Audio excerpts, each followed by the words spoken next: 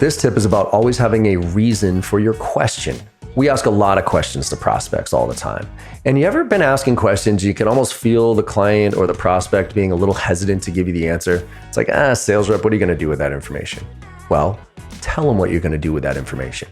Always have a reason for your question.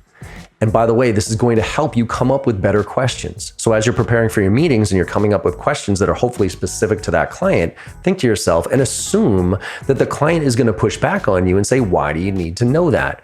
And you have a reason. And sometimes you can even preempt their answer with your reason.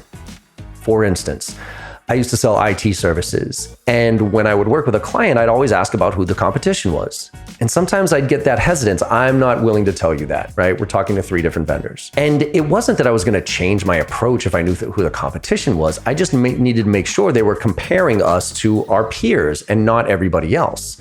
Because we did outsourced IT services that we cost, $3,000 to $5,000 a month to manage your infrastructure for small businesses. There was very direct competitors, named competitors that I knew. But then there was other competitors like solo consultants, a one woman or one man show that would charge $50 an hour and come running whenever you had a problem.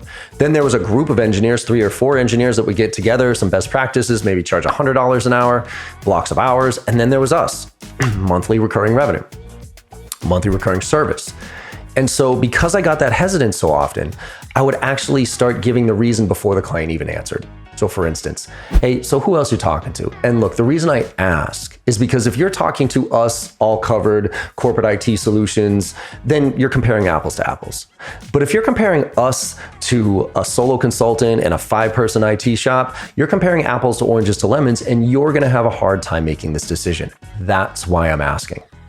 And when I did that, you could see them relax a little bit, because when you give someone a reason, they're far more open to giving you the information or letting you do what you're looking to do. So think about that when you come up with questions. What's the reason for your question? And is it self-serving, by the way? Because if the reason is self-serving, then look, it's a qualification question. And I get that, those are necessary. But if the reason is in their best interest or about them, now that's discovery. And now you're getting somewhere, all right? So always have a reason for your question. Make it happen.